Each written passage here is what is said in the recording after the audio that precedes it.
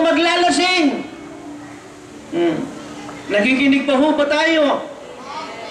Huwag kang iinom ng alak, Ephesians 5:18. Huwag kang maglalasing. Siyempre, pag uminom ka ng alak, hindi ka naman agad nalalasing eh. Pero ituloy mo yung pag-inom ng alak, malalasing ka na.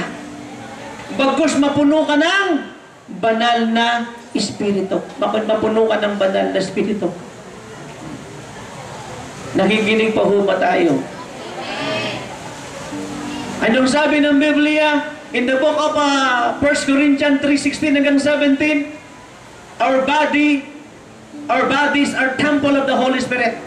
Ang mga katawan natin ay templo ng banal na Espiritu. Amen. At ang sabing gano'n, huwag nating lalagyan ng maruruming bagay ang ating katawan. Sundan ninyo ako, Ama namin. Anong kasunod? Sambahin ang rebulto mo. Sambahin ang imahin mo. Sambahin ang ngalan. Alam pala natin eh. Bakit marami sumasamba sa imahin at rebulto? Alam naman pala natin sambahin ang alam pala natin eh. Sambahin ang bakit marami sumasamba sa imahin at pagrebulto? Santot-santa, sambahin pala ang pangalan. Napasa amin ang kaharian mo. Kasunod. Dito sa lupa para ng bigyan mo kami ng aming ano ang hinihingi natin? Ano ang ating hinihingi? Pangdota. Pambili ng sigarilyo. Pambili ng alak. Pangsugal. Bigyan mo kami ng aming wala nang sumasagot. Bigyan mo kami ng aming kakanin. Pagkain. Hindi sinabi ng Lord na humingi ka sa akin ng pangdota mo. Hindi sinabi na sa ng Panginoon na humingi ka sa akin ng pangsugal mo. Panginom mo ng sigarilyo, pangbababae mo, panlalalaki mo, pangbakla mo, pangtomboy mo. Hindi sinabi. Bigyan mo kami ng aming pagkain sa araw-araw. Kasama na rin yung ating mga pangangailangan. Amen! Amen! Palakpakan natin si Lord.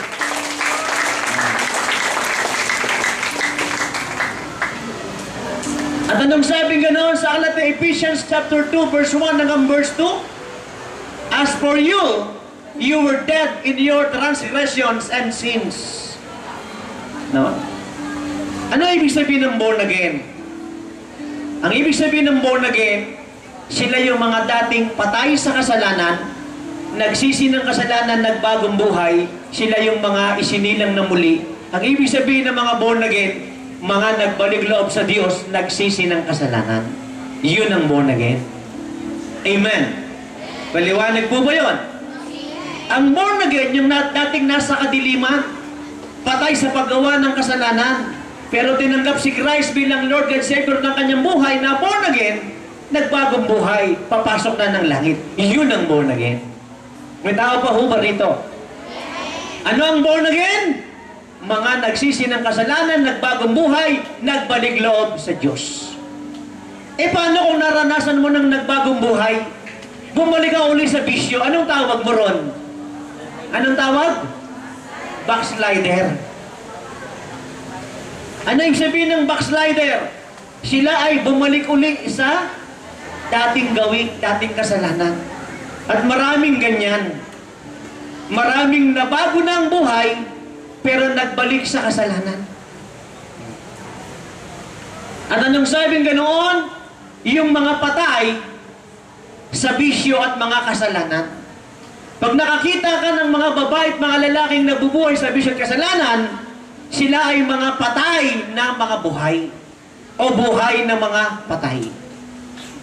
Nabubuhay sila, pero sila ay mga patay sapagat sila ay nabubuhay para sa bisyo at kasalanan. Naunawaan po ninyo ako?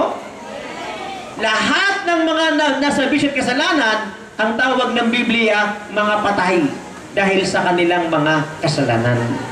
Kaya kinakailangang ma-born again. Ang mga dapat ma-born again, yung mga nabubuhay sa bisyo at kasalanan.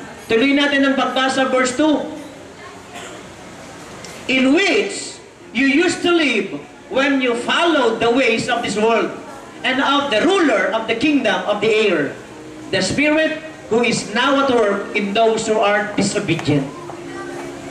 Yan. Okay, tingin kayo sa akin.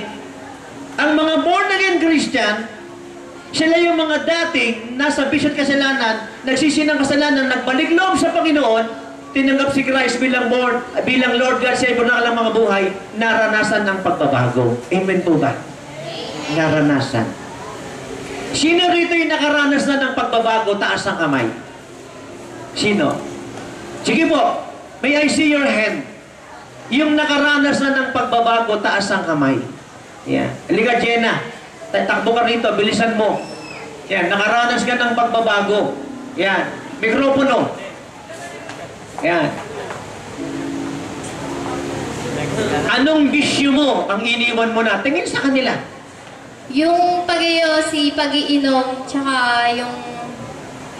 Paninigarilyo at pag-iinom. Opo. Kailan ka natutong uminom? Bata pa po ako. Ilang taon yun sa tingin mo ko? 14 years old. 14 years old, natuto kang uminom. Kailan ka natutong nanigarilyo? 15 po. 15. Paano ka natutong uminom at nanigarilyo? Sa mga barkada ko po. Mga barkada mo, saang lugar yon? Pasig. Sa Pasig. Yung mga barkada mo sa Pasig, hindi naman lahat ng taga-Pasig. Yung mga barkada mo sa Pasig, doon ka natutong nanigarilyo at uminom ng alak. Ano pa ang mga bisyong natutunan mo sa kanila? Sa mga klase ko po yung pagkakating. Sa mga klase mo, yung cutting classes. Ano pa ang mga natutunan mo sa kanilang bisyo at kasalanan? Sa mga magulang mo at mga kapatid, wala ka bang natutunan bisyo at kasalanan sa kanila? Wala po. Wala. Oh, come on, we. Wala. Ngayon, hindi mo na ginagawa ang pag-iinom ng alak at paninigarilyo. Hindi na po. Kailan mo iniwan yan? Anong edad? 16 years old po. 16. Iniwan mo na ang pag-inom ng alak at paninigarilyo. Opo. Amen. Palakpakan natin ang Panginoon sa buhay. Hinanang palakpak natin. Si Sister Jenna ay nakaranas ng pagbabagong buhay. Amen? Dati siyang nasa kadiliman. Pero ngayon, nasa kaliwanagan na. Yung kulay na lang niya ang madilim. Ngunit, ang kanyang puso ay nagliliwanag sa ating Panginoon. Amen! Woo! Hallelujah! Marami, maputi nga ang kulay. Maitim naman ang puso. Aanhin mo ang puting balat or complexion. No? If your heart is dirty. Sino ba ang nakaranas ng pagbabagong buhay? Taas ang kamay. Sino ang nakaranas ng pagbabagong buhay? Sige po. Sino pa yung nakaranas ng pagbabagong buhay? Halika, Ate Rebecca. Halika, lapit ka rito. Bilisan mo po, Ate Rebecca. Takbo po, bilis, para hindi po masayang oras natin. Nanalo po kayo ng house and lot. Yan, okay. Yan, Ate Rebecca. Ano po yung mga dati ninyong bisyo at kasalanan na ginagawa dito po sa gitna? Ano po yung mga dating bisyo at kasalanan na inyong ginagawa? Dati po akong umiinom. Umiinom, anong mga iniinom nyo? Lahat ng klase ng alak. Lahat ng klase ng alak. Light, heavy, strong beer, lahat. Lahat ng uri ng alak, iniinom po ninyo, kababain yung tao, lahat ng uri ng alak, iniinom ninyo. Kailan po kayo natutong uminom ng alak? Nung dalaga pa po ako. Ilan taon po kayo nun? Mga 20 na po. Mga 20! Paano kayo natutong uminom po ng alak? Sa barkada rin po. Sa barkada rin! Yung mga barkada talagang yan, hindi naman lahat ng barkada ay masama. Yan. Ngayon po, hindi na po kayo umiinom ng alak ngayon. Hindi na po. Hindi na! Palakpakan natin ang Panginoon. Kailan po kayo, hindi pa po tapos, kailan po kayo tumigil ng pag-inom ng alak? Anong edad? Mga 30 na po. Mga 30 na. Ilang taon na po kayo ngayon? 52 na po. 52 na. So ibig sabihin, 22 years na kayong hindi na umiinom ng alak. Hindi nyo ba hinahanap-hanap pa ang alak? Hindi na po. Hindi na. Purihin ang pangalan ng Panginoon. Si Ate Rebecca ay naranasang magbagong buhay na dating umiinom ng lahat ng uri ng alak. Pero ngayon, 22 years na siyang hindi umiinom ng alak. Palakpakan natin ang Panginoon sa kanyang buhay. Amen! Palakpakan natin ng malakas. Hina ng mga palakpak natin. Oh, sino pa yung mga nagbagong buhay? Taas ng kamay, nakaranas ng bagong buhay. Sino? Yan. Oh, si Sister Neme na lang nagtaas ng kamay. Yung iba hindi na nagtaas. Bumaba na eh. Bumaba na. Ah. Halika, Sister Neme, takbo ka rito sa harapan. Yan. Dito sa harapan. Yan. Ano ang dati mong bisyo at kasalanan na ginagawa noon? Ganon din po, malakas uminom, magdamag, nanunugod ng kapitbahay. Malakas uminom, magdamag. Opo. Grabe ka, Nagdidisko. kababae ng tao. Anong mga iniinom mong alak? Ang brand ko po, gin. Pomelo. Grabe. Gin at saka ano? Pomelo po. Gin na may halong Pomelo juice. pomelo juice. Opo. Grabing babae, no? Gin ang iniinom niya. Opo. Isipin mo. Ngayon, di ka na uminom ng gin. Hindi na po, matagal na. Kailan mo iniwan yung pag-inom ng gin? Bago po ako magbuntis kay Jai. Iyon. Ilang taong ka nun?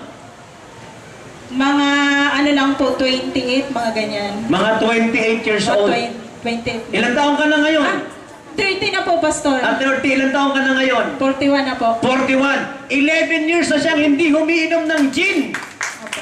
Sister Nemia, Po. hindi mo ba hinahanap-hanap yung gin? Hindi po, mula po nung nabasa ko yung, yung Episo 5. 18. Opo. Na huwag iinom ng alak, huwag maglalasing. Opo. Palakpakan natin ng Lord sa kanyang buhay. Okay. Sino pa yung nakaranas ng bagong buhay? Taas ang kamay. Yung nakaranas ng bagong buhay. Kalapit yung makatabi mo, hindi ka nakaranas ng bagong buhay? Hindi ka nakaranas? Yung nakaranas, gusto kong makita yung kamay ng mga nakaranas ng bagong buhay. Yan. Si Pastor Michael, hindi ka, Pastor Michael. Ayan. Ano yung dati mong vision noon, Pastor? Uminom din po ng alak. Umiinom din ng alak. Anong klaseng alak? Lahat po ng brand. Lahat Base. ng brand ng alak. Ano pa ang mga bisyo mo? Minsan, nakatigil po ako ng cocaine. Cocaine. Ano pa? Marijuana. Apo, marijuana. Shabu. Hindi na po yun. Hindi na. Siya ay nag-cocaine, nag-marijuana, hindi na shabu. Ano pa yung mga dati mong bisyo at kasalanan? Nakapagrelasyon sa bakla po. Nakikipagrelasyon sa bakla. Hindi ikaw yung dating bakla. Hindi po. Hindi. Labas ngayon. Aminin mo na. Walang masama na ikaw ay dating bakla na binago ka ng Diyos. Hindi po. Hindi po ako bakla. Nakapagrelasyon. Amen!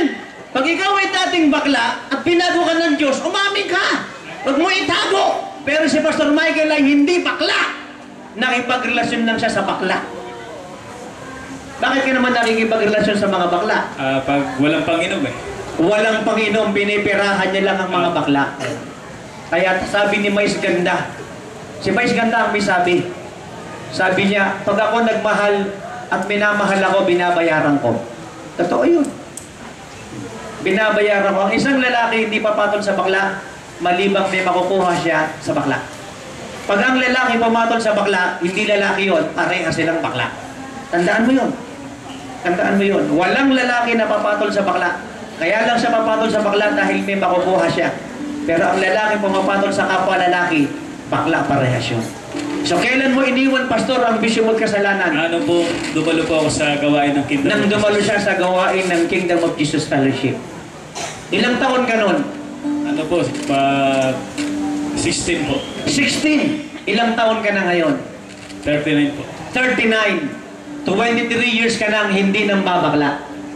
23 years ka nang hindi umiinom ng alak, nagko-cocaine at nagmamariwana, hindi ka na nagbibisyo at kasalanan. 23 years na. Hindi mo ba hinahanap-hanap? Hindi na. Hindi na. Ano ba ang sikreto mo bakit hindi mo na hinahanap-hanap pa? Nagpatuloy po ako sa Panginoon. Nagpatuloy sa Panginoon! Kaya pala marami nagbagong buhay na, bumabalik uli sa dati, hindi kasi nagpapatuloy sa pag-organ, sa pagtugtog ng gitara, sa pag-aawit, pagsayaw, pagkukuha ng camera, etc. Hindi kasi nagpapatuloy sa Panginoon, kaya bumabalik sa bisyo't kasalanan. Amen. Sabi mo sa katabi mo, magpatuloy ka. Ayun. Ayun. Sabi mo sa katabi mo, ayun. Yun. Pag hindi pala nagpapatuloy, bumabalik. Bumabalik. Yan, sige pa. Ano pa? Yun po, yung mahilig din po kami mag-beer house. Mahilig mag-beer house. Iba naman doon, hindi naman bakla, mga chicks naman doon. Tinitable mo. Anong ginagawa mo pag tinitable mo, nibalabas ba kayo? Ay, natakot po ako, baka mag-AIDS ako eh. Baka magka-AIDS ka. Apo. Kaya hindi mo na siya nilabas, tinitable mo na lang sila. Ano lang po, parang... Okay, at least natakot-takot pa rin siya sa AIDS. Sige, salamat, Pastor. Palakpakan natin ng Lord sa kanyang buhay. Ina ng palakpak natin. Kabuboy, halika Kabuboy. Manuel Barbito. Apit ka rito. Takbo ka, bilisan mo. Palakpakan natin ng Lord sa kanyang buhay. Amen. Ikaw ba, Brother Buboy, naranasan mo ng kanina kasi nagtaas ka ng kamay, di ba? Di ba nagtaas ka ng kamay kanina, binago ka ng Panginoon? Tama ako mali? Di ba nagtaas ka ng kamay kanina? Tinaas po ng anak ko. Yan, tinaas mo yung kamay mo. Yung ba totoo, nagbibiro ka lang? Totoo yun? Totoo. Totoo ka humarap sa kanila. Anong mga bisyo't kasalanan mo ang iniwan mo na? Yung pag-inom din ng mga alak, Pag-inom ng alak, ano pa? sigarilyo. Sigarilyo. Mga panonood ng ball, pagbabasa ng ball, no? Hindi mo ba kasalanan noon yun? Hindi mo ba kasalanan noon yun? Kasalanan din. Kasalanan din. Oh, isipin mo. Iniwan mo ng lahat yun. Opo. Opo. Kailan mo iniwan? Yung mula nung maborn again ako. Kailan ka na born again? 2006 pa. 2006. So na born again ka, tapos nag-backslide ka. Backslide. Bumalik uli yung mga bisyo. Tapos napunta ako dito, tuloy-tuloy na nagbago. Ayun. 2006 na born again siya. Estudyante ka ba noon nung na born again ka? Opo. Estudyante. Pero nag-backslide siya, bumalik uli. Yung panonood niya na ng ball at nagpagbabasan ng mga ball. Bumalik uli yung paninigarin at pag-iinom ng alak. Pero nung napunta siya sa Kingdom of Jesus Fellowship, tuloy-tuloy na siya. Amen. Amen. Palakpakan natin ng Lord sa kanyang buhay. Amen. Sasabihin mo sa katabi mo, tuloy-tuloy ka na sa Kingdom of Jesus Fellowship. Amen. Praise the Lord. Sino pa yung mga nakaranas ng bagong buhay? Taas ang kamay. May I see your hand? Gusto ko makita yung mga nakaranas ng bagong buhay. Halika, Sister Josephine, ngumingiti ka sa akin. Halika, lapit ka rito. Ipagsabi natin, yung mga... Akala niyo matapang ako, props ko lang yun. Hindi ako matapang, alam ni Sister Jinky yan. Alam niyo kung matapang ako, di sana lumayo na sa akin yung magkapatid na ito. Hindi nga, lapit nga sa akin to ng lapit itong mga to eh. Sige, Sister Josephine, harap ka sa kamera. Ano-ano yung mga binago sa'yo ng Diyos? Ano po, dati na po kami born again mula pagkabata. Tapos, ano po, nung one time, in-invite si Mama sa church, nung sa circle pa po. Mula po yun, dati po nagsisimba lang kami, upo, ganyan. Tapos, pero ngayon po, dito po sa Kingdom, ang laki ng pagbabago ni Lord para sa... Ano yung mga malalaking pagbabago na iyon? Ano po, lalo po kami lumalim sa pagsisimba. Hindi lang po yung dating nakaupo lang kami. Talagang sa ngayon po, nakikinig po kami. Tas, Hindi kayo nakikinig? ano po, nagsisimba lang po kami, umattend. Ayun, Pero hindi kayo ganyan. nakikinig? Ano lang po, parang ganun na rin po. Eto, Sister Jinky, tulungan mo nga yung kapatid mo. Halika rito. Bigay ng mikropono si Sister Jinky. Ipaliwanag ano yung buhay niyo noon. Sige, halika. Lapit ka rito, Sister Jinky. Yan, magkapatid sila. Yan. Mga single but not yet available. Ito tayo sa kita. Ito sa kita, sa harapan. Magtabi kayo. Ano? Sa kita. Ano yung sabi ni Sister Josephine maliliit pa kayo makamatin na kayo pero hindi kayo nakikinig. Ano yun? Ikwento mo nga. Before po yun, Pastor, yun, Doon sa camera. Before po yun, Pastor, yung wala pa po kami sa kingdom. Oo. Madalas po, nagkakwentuhan lang po kami ng kapatid ko. Kung ano po yung tinuturo ng Pastor, minsan labas sa tenga, ganun po. Yun. Umaaten lang kayo, pero Umaaten. walang nangyari, walang pagbabago. Walang pagbabago. Pero nung umaten kayo sa Kingdom of Jesus Fellowship, may mga pagbabagong naganap. Napakalaki po, Pastor. Sige, ano yung mga napakalaking yun? Ayan po, katulad po ako, umuupo na po ako sa, nagagayad na po ako sa... Ayun, naglilingkod na siya ngayon Naglilingkod na sa po. Panginoon. Amen. Palakpakan natin ng Lord sa kanilang mga buhay. Amen. Palakpakan natin. Hina naman ang palakpak natin. Halika dito, Asher. Halika, Asher. Halika. Yan. Ikaw ba, Asher, naranasan mo? Alam mo sa camera. Ay, alam mo sa camera. Naranasan mo ba ang pagbabagong buhay, Asher? Opo. Kailan yun? Simula po nung 16 years old na. 16 years old ka. Ilang taong ka na ngayon? 18. 18. So, 2 years na ang pagbabago mo. Opo. Okay. So, ngayon, ano-ano yung mga bisyo at kasalanan mo na iniwanan mo na? Dito ka sa gitna. Yung alak po tsaka Yung alak! Umiinom ka ng alak nun. Opo. Anong klaseng alak? Bakit ka natuto ng pag-inom ng alak? Sa mga barkada rin po. Mga barkada rin. Ano pa yung mga bisyong natutunan mo sa barkada mo? Basag ulo. Basag ulo. Nakikipag-rumble ka. Membro ka ba ng gang? Hindi naman. Fraternity. Di ba? Barkada. Barkada lang. Paano kayong napaparambol? Sige nga, ikwento mo nga saglit. Sa pagsarong po, may nagkakainitan. Tutulungan po namin yung barkada namin pag siya lang yung napagtripan. Ayun. Sa mga sayawan yun. Hindi po sa... Saan? Kahit saan po. Kahit saang lugar. Opo. Na pag may mga barkada na pagtripan, tutulong kayo. Opo. Ayun. Kaya nagkakaroon na ng rambulan. Opo. Ayun. Ano pa yung mga bisit kasalanan mo noon? Cutting din po. Ha? Nagka-cutting system. Nagka-cutting classes din. Opo. Ayun. Cutting system naman ang tawag mo. Okay. So, okay. So, ngayon hindi mo na ginagawa yung mga bagay na yon. Hindi na po. Hindi na. Praise God. Palakpakan natin ng Lord. Ang buhay ni Brother Asher. Sino ba yung mga nakaranas ng bagong buhay? Taas ng kamay. Sino ba? Meron pa ba? So, alam ko marami. So, ang ibig sabihin ng let your light shine, no, i-post natin yung ating team. Ang ibig sabihin ng let your light shine, ang ibig sabihin yan, magbagong buhay na. Iwanan na ang buhay sa kadiliman. Amen? Pumunta na sa kaliwanagan. Pumunta na sa kaliwanagan. Magbagong buhay na. 2 Corinthians 6:14. 2 Corinthians 6:14. Anong sabing ganoon?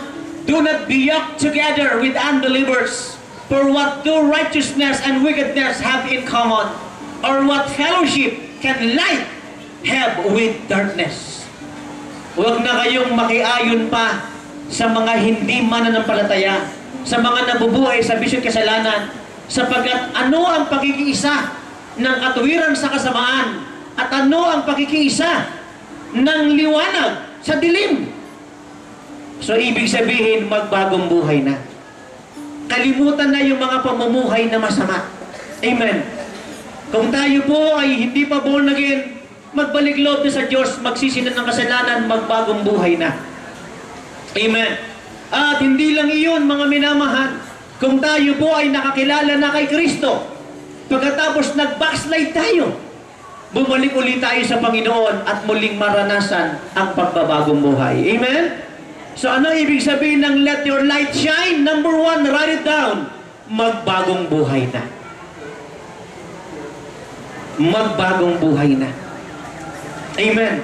Huwag nang mabuhay sa kadiliman, bagkus mabuhay na sa kaliwanagan.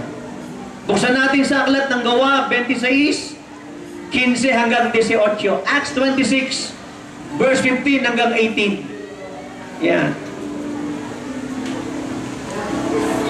Acts 26, verse 15 hanggang 18. Then I asked, who are you, Lord? I am Jesus, whom you are persecuting. The Lord replied, now get up and stand on your feet. I have appeared to you to appoint you as a servant and as a witness of what you have seen of me and what I will show you. Tuloy natin ang pagbasa. I will rescue you from your own people and from the Gentiles I am sending you to them. Tuloy. So open their eyes and turn them from darkness to light. To open their eyes and turn them from darkness to light and from the power of Satan to God, so that they may receive forgiveness of sins and a place among those who are sanctified by faith in me. Ano ang binago ng Diyos kay Apostle Paul? Siya po ay dating relihiyoso na mali naman ang religion.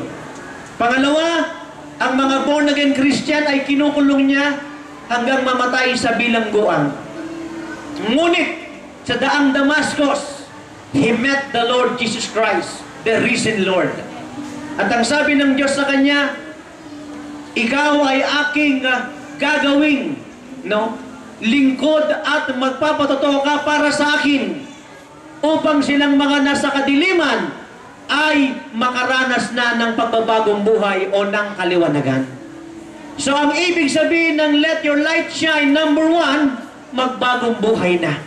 Number 2, ang pagbabagong buhay mo, number 2, ay ipakita mo sa marami. Sabihin mo sa marami na ikaw ay nagbagong buhay na. Ipakita mo sa marami, sabihin mo sa marami na ikaw ay nagbagong buhay na upang silang mga nasa kasalanan ay madala mo sa pagbabagong buhay. That is number 2. Amen. Nakikinig pa ho ba tayo? Kung nakaranas ka na ng pagbabagong buhay, ipagsabi mo sa kanila, dati akong bakla, ngayon lalaking-lalaki na. Dati akong tomboy, ngayon babaeng-babae na. Dati akong adik sa Dota, ngayon adik na ako kay Lord. Dati ako naninigarilyo, umiinom ng alak. Dati ako ng bababae, dati ako nagsusugal, dati ako nagsasyabu, nagko-cocaine. Dati akong adik sa mga malalaswang palabas at mga panuurin. Pero ngayon ako'y binago na ng Diyos. So number 2, ang ibig sabihin ng let your light shine, ang ibig sabihin, ipagsabi mo, ipakita mo sa maraming tao na nagbago ka na. Amen. Bakit ho tayo naglagay ng spotlight? Bakit? Bakit naglagay tayo ng mga ilaw? Bakit? Kasi madilim. Madilim. Para lumiwanag.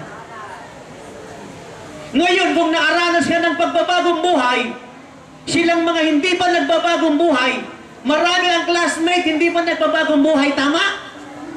Marami ang kamag-anak, hindi pa nagbabagong buhay, tama? Marami ang kapitbahay, hindi pa nagbabagong buhay, tama? At marami ang mga mahal sa buhay, hindi pa nagbabagong buhay.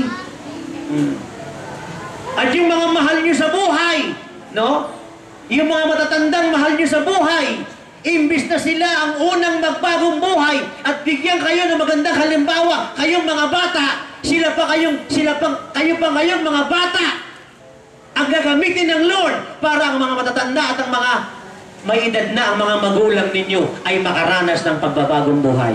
Amen? Amen. Palakpakan natin ng Panginoon. Pag na-born again ng mga magulang, gagamitin ng mga magulang sa mga bata. Pag na-born again ng mga bata, gagamitin ng mga bata sa mga magulang. Tama? Ilang classmates mo ang hindi pa born again? Marami. Ilang kapitbahay mo ang hindi pa born again? Marami.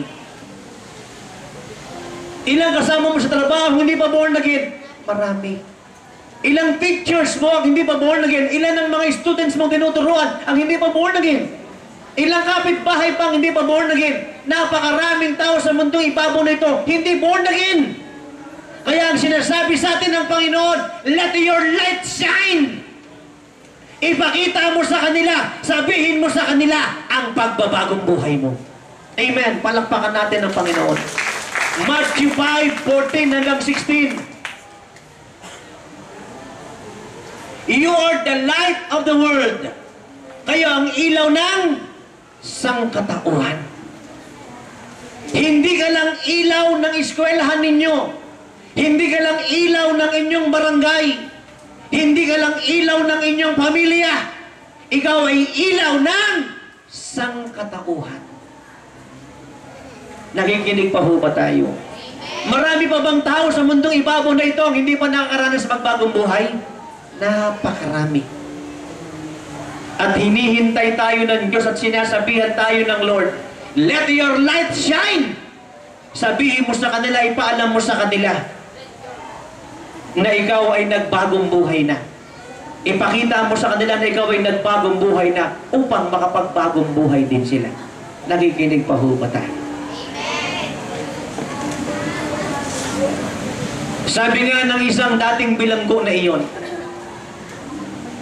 takang-taka sila. Sapagkat kaya nga ako nabilanggo ay dahil ako'y masama. Abay nagulat sila na ako ay nakita nilang nagbagong buhay. At silang mga kasama ko sa bilangguan ay nakapagbagong buhay din. Amen? Ginamit siya ng Diyos para ang mga kasama niya sa bilangguan ay makapagbagong buhay. Tingin kayo sa akin, gamitin ka ng Diyos para ang classmate mo ay makapagbagong buhay. Gamitin ka ng Diyos para ang mga kapitbahay mo ay makapagbagong buhay.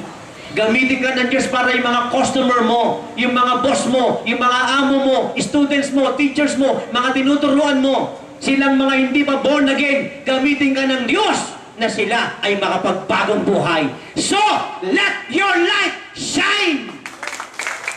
Amen. Sabihin mo sa katabi mo, let your light shine. Anong ibig sabihin ng let your light shine? Number 1, magbagong buhay na. Pangalawa, ang pagbabagong buhay mo, sabihin mo sa iba. Ipaalam mo sa iba ang pagbabagong buhay mo. Huwag mong ikahiya, huwag mong itago ang pagbabagong buhay mo. Sabi nga kanina ni Pastor Michael, hindi na siya muli bang bumalik sa bisyo at kasalanan sapagkat nagpatuloy siya kay Lord. Kaya dapat magpatuloy ka. Driver ka ng church. Ang mga sasakyan mo pinapagamit sa church yan. Dapat tuloy-tuloy yan. Hindi lang pang-anibersaryo. Dapat tuloy-tuloy. Amen? Para tuloy-tuloy din ang pagbabagong buhay. Umaawit ka, sumasayaw ka, tumutugtog ka, nagkikeyboard ka, nagadrum ka. Sumasayaw ka sa Panginoon, nagbibideo ka, nagakamera ka, nangangaral ka, naglilingkod ka sa Panginoon, nagpapalab ka, nag-i-evangelize ka. No? Pag tumigil ka, babalik ka sa bisyo at kasalanan. Kaya alam mo, kanina, pinagmamasdan ko yung mga hindipalaos.com. Ang ganda ng kanilang mga uniforms. Ang ganda ng kanilang mga sayaw.